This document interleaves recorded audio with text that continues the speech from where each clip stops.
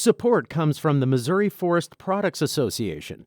Missouri produces wood pallets, railroad ties, white oak barrels, hardwood floors, and more. Details on the variety of products made in the state are at choosewood.com. Welcome to St. Louis on the Air. I'm Sarah Fensky. There's a proposal now pending before Bi-State Development. That's the agency that runs public transit in the greater St. Louis area. But no, the proposal we're talking about does not involve the loop trolley. Instead, at this month's meeting of the Bi-State Development Board, a totally different project's future may rest on the agency. That project involves 2 shipping container grocery stores located along MetroLink in North St. Louis County. Jeremy Goss opened those stores. He was then studying to be a physician at the St. Louis University School of Medicine. He formed a nonprofit called Link Market, got a grant from the Missouri Foundation for Health, and launched a pilot program with Bi-State. The idea? To provide fresh food to neighborhoods forced to rely all too often on convenience stores and quickie marts. Our intern Joshua Phelps spoke with Serena Budget Teague yesterday, and she happened to be at the Wellston Station Link Market making a food delivery. She's part of Link Market and explained the vision. We're a nonprofit grocery store, and we cater to food desert areas. We saw it as an opportunity to make fresh fruits and vegetables accessible to the public. You have people on the trains, and instead of getting off the train and boarding a bus or another train, they can stop right here at the Link Market and grab the essentials that they need. But Bi-State got a new CEO, Talby Roach, and he came to the conclusion that the markets weren't sustainable. Last summer, Tony Messenger of the St. Louis Post-Dispatch reported that Bi-State was preparing to shut the markets down. That was last summer, and things have changed. In fact, the markets could be headed for a reprieve. And joining me today to talk about it is Andrew Nguyen of the St. Louis Post-Dispatch. He broke the news last week about a new proposal before Bi-State. Andrew, welcome to the show. Thanks for having me. We're also joined by phone by Dr. Jeremy Goss. He's now a resident at Yale School of Medicine, but he's still running Link Market, too. Dr. Goss, welcome to the show. Thank you. Andrew, Bi-State has a board meeting on February 21st. What are they going to be considering? Basically, what they're going to be deliberating or approving is potentially the donation of the Link Markets, which they currently own, to the nonprofit organization Link Market. So these 2 shipping containers would then be in the hands of the Link Market if approved. And there's obviously a lot of ifs and a lot of details to go over before then. So, Dr. Goss, would this be a way basically to spin off the markets and let them go on their own without Bi-State being sort of a part owner in this venture? Well, so to clarify a few things, Bi-State received the grant from the Missouri Foundation for Health, and with those dollars then went on to purchase the shipping containers. And then they subcontracted with us for us to actually do the hard work of selling healthy, affordable food to all the folks who use the MetroLink stations. So it's true, they own those shipping containers, and we've been working in close partnership with them. I think the vote that happens this month isn't necessarily a severing of the partnership, whether they decide to give the markets to us or not.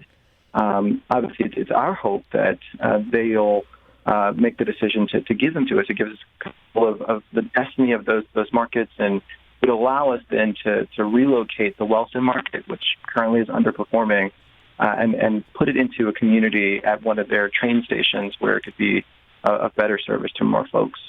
And what location are you looking at to relocate that Wellston shipping container to? It would be ideal for it to be in the heart of the city, specifically at the Grand MetroLink station. It's one of their biggest MetroLink stations in terms of ridership. It's in the heart of the food desert community, and it's a neighborhood that we all know all too well, being in Midtown. Okay. It's not too far from St. Louis University. I got my start. Okay. Now, for those of you listening out there, we're wondering if you visited the Link Markets and what you thought of them. You can give us a call at 314-382-8255. That's 382-TALK. Or you can send us a tweet at STL on air or email us at talk@stlpublicradio.org. So, Andrew, you've been covering this for the St. Louis Post-Dispatch. Any sense of how Bi-State's board feels about this next step? Well, when we were at the last meeting, obviously a lot of people were there for the Link trolley, but those who were there to learn more about the Link Market, basically It was pretty unanimous, yes, on behalf of the people who were sitting around the table. So, in conversation with Dr. Goss, he says he's been pretty optimistic about them potentially approving the donation, which in turn would give Link Market control of their own destiny. So yesterday, we spoke with Bi-State's Vice President for Economic Development, that's John Lange, and he expressed confidence in the project. Here's what he told us. It is a pilot project, but it's also a meaningful project, and like anything else, as it gets up and running, it gets better and better over time, and we think it has. So, it's long term. It'll probably have 2 or 3 changes over time here coming up also. But, it's, again, a very good pilot project. That's Bi-State Vice President John Lange. Now, Dr. Goss, you'd previously expressed some annoyance with Bi-State. I got the sense earlier when Tony Messenger was reporting on this that you seemed to feel like the new CEO had sort of hung the project out to dry. Is that all water under the bridge now? I think what I expressed with Mr. Messenger was frustration. And it's not a personal frustration, but it's a professional one. So you have to consider that my role here is to passionately advocate for everyone in this community. And I think Metro's determination that the work wasn't sustainable, and despite the fact that we were many months beyond the grant period and that this project cost Metro nothing to operate, I took issue with their determination that we weren't sustainable. We are. To the point that, if you read the Post-Dispatch, we just announced that we're going to be expanding and developing our own brick-and-mortar grocery store, the first in the nation to partner with public housing to open a grocery store directly where they're needed in government-subsidized housing complexes. So, yes, as a part of our initial conversations as it related to wanting to close the markets on their platforms, and I took issue, and I continue to take issue, but I think it's all part of an open negotiation, discussion, and there have been several. And now it's come down to a vote as to whether they're going to give us the markets and then give us, therefore, the ability to continue to run in the way that we see fit. Now, Bi-State had previously suggested that the financial footing was shaky. You're saying that's not the case. I'm wondering, is this project breaking even at this point, or is that not essential since, as you say, there's this grant that was funding it?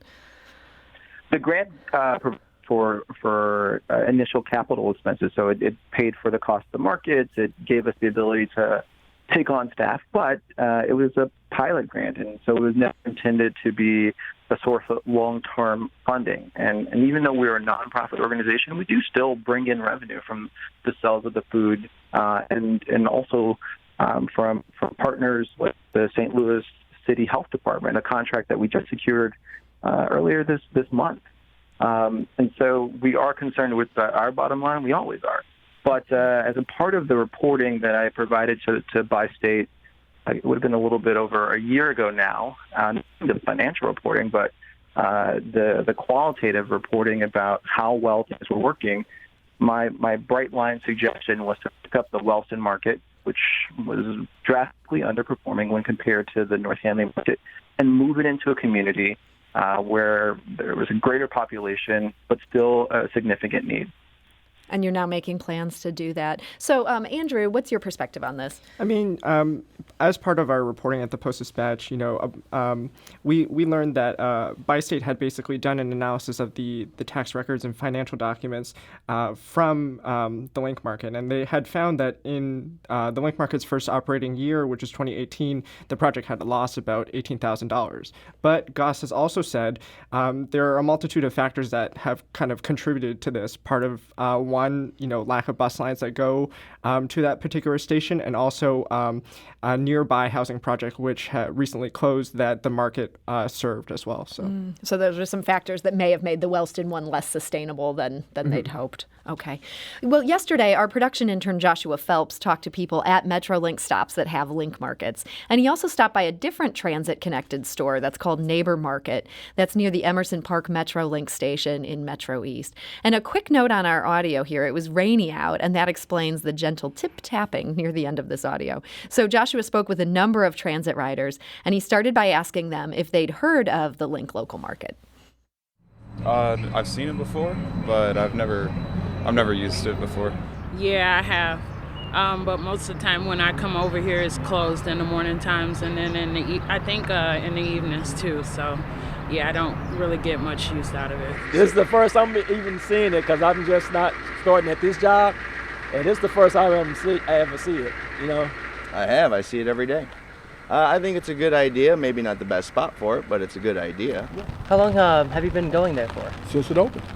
Since it opened? Yes, sir. What's your favorite part about the store? Favorite part about the store is the friendliness, the availability, and the closeness to the neighborhood. And if they're here trying to do something for the neighborhood, they're bringing us in, they're letting us come in. You don't have to walk or go a mile or two to get to a grocery store. Anytime people are here are mostly elderly in the building, and they need to be able to come somewhere close, need something right away, able to get it and come back. Prices are pretty reasonable. And the food's pretty good. And those were local transit riders Dalton Fox, Shay Davis, Mateo Thomas Ezekiel Perez, Harold Strong, and Lonnie Mumford. They were talking with our intern Joshua Phelps. Jeremy, one of the things that they mentioned is the limited hours. I know you've been running basically 9 to 5 just on weekdays. Have you gotten feedback from customers about those hours? And is there maybe a sense of moving them in either direction? Yeah, actually, the current hours are based on customer feedback. So when we started out, we opened Thursday through Sunday, 11 to 7, and that was consistent with ridership data that was shared with us by state to try to target the peak times of operation at either of those MetroLink stations. But what we were finding is that folks weren't shopping with us during those times because they were peak transit time, so they were moving during those times. Mm-hmm. Instead, based on their feedback, we actually did our hours and are now open Monday through Friday to 5. Okay. So we reflexively responded to their feedback. And then with respect to the Wellston market, if you're there during the week, you'll find that the doors are more often than they're open. And the reason is because we recognized early on, back in 2018, that the market just wasn't being supported enough by the community because there just isn't the population there. Mm-hmm. And so instead, we've been using that market as a distribution hub in partnership with the New Northstead Association and so many other organizations throughout the state. We've actually been using that market to do grocery delivery for free to seniors throughout the St. Louis region. Okay. About that North Hanley market, which I understand has been the more successful one, I did have one question about it. It's just 1 block away from Thies Farms, and that's a big produce market. It's connected to a 10-acre farm, and they're open 7 days a week. If you're trying to address the food desert issue, why that particular placement? It seems like that's one area that does actually have access to fresh produce. Well, I should remind you all that when we subcontract with Bi-State in order to fulfill their obligations to the Missouri Foundation for Health, well after Bi-State had decided on the locations of the markets. Mm-hmm. Essentially, at the point at which we were awarded the contract, it was already determined by Bi-State exactly where they were going to go and what the shipping containers were going to look like, and we just had to be with those decisions. Okay. And that ended up leading to that Wellston choice as well, which sounds like you're now moving away from. Exactly. So again, it wasn't our decision to place them either at North Hanley or at Wellston, but in understanding their rationale, at least North Hanley, that there are 12 bus lines that feed the North Hanley MetroLink station, and it's one of their better traffic, but not their best traffic MetroLink station. The opposite is true, unfortunately, for Wellston. There's only one bus, the 94, I think, that shuttles folks to the Wellston market, and so it's a sort of tale of 2 MetroLink stations. Okay. We're talking to Dr. Jeremy Goss. He's a resident at Yale School of Medicine, but he's also running the nonprofit Link Market, which provides fresh produce in shipping containers at metro stations. And we're also talking to Andrew Nguyen of the St. Louis Post-Dispatch, who has been on top of this issue. We did hear from one of our listeners on Twitter with the handle Pegasus Void, who writes, if the MetroLink ran north and south and was better connected and had more routes in general, I would be into this. It's interesting that maybe the fact that we don't have as many metro riders as other cities maybe leads to further complications for this business model. Andrew? Yeah, it was really interesting as part of my reporting, just talking with Hazel Irby, who Goss basically credits as one of the most, vocal supporters of the project. She has said that she has been receiving calls from people in the community asking for projects very similar to the Link Market or a Link Market of their own in their community. But, as she says in the story, unfortunately we only have two, but two is better than none. Now, Andrew, you've reported on the fact that we've seen nearly a dozen traditional grocery stores close in the St. Louis area. How big a problem are food deserts in places like North County and maybe parts of North City at this point? I mean, the departure of several shop and saves from North County essentially creates a huge food desert where there are increasingly more and more barriers for people to get access to, good, local, healthy food that's affordable to them. And Hazel Irby, who you mentioned, she's a St. Louis County administrator. She's a former council member. Beyond doing what she can do to try to support this project, is she working on anything else that the county is doing to hope to try to address this? Well, I mean, early on, there were a whole slew of people who are kind of advocating on behalf of this project. And their hope was, their voices and their backings in a lot of these meetings, which have then brought us to this point, will essentially save the project and allow it to continue in a way that's amenable to Goss and the Link Market. Now, we talked to Bi-State Development's John Lange, and we asked if he could give a sense of what's to come with that February 21st board decision looming. Let's listen to how he described the next steps here. The next steps, if it moves forward from that point, we would go towards wrapping up a license agreement with the Link Market in conjunction with the donation agreement of the kiosks to the Link Market. And hopefully, in that the current extension takes it out through the end of June of 2020, that's enough time for a reasonable transition for us and for them, so that it works for everybody. And that was John Lange of Bi-State. Dr. Goss, do you see that timeline that he's outlining? Does that fit with what you're hoping for here? Absolutely. And we agreed on that timeline after many conversations and negotiations. Okay. And you're also getting ready to open that first brick and mortar that you had mentioned earlier in our conversation. What is the timing on that?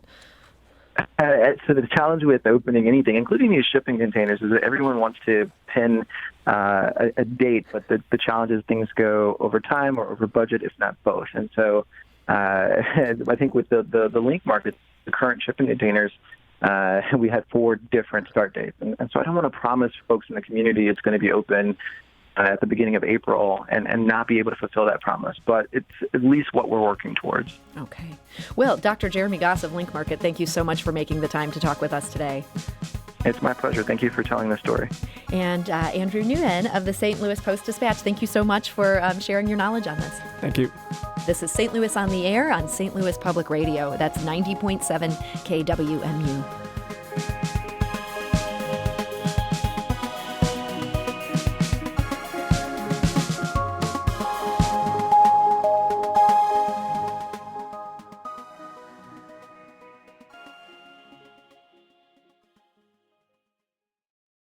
Support comes from the Missouri Forest Products Association, providing more than 41,000 jobs in the production of wood pallets, railroad ties, white oak barrels, hardwood floors, and more. Details at choosewood.com.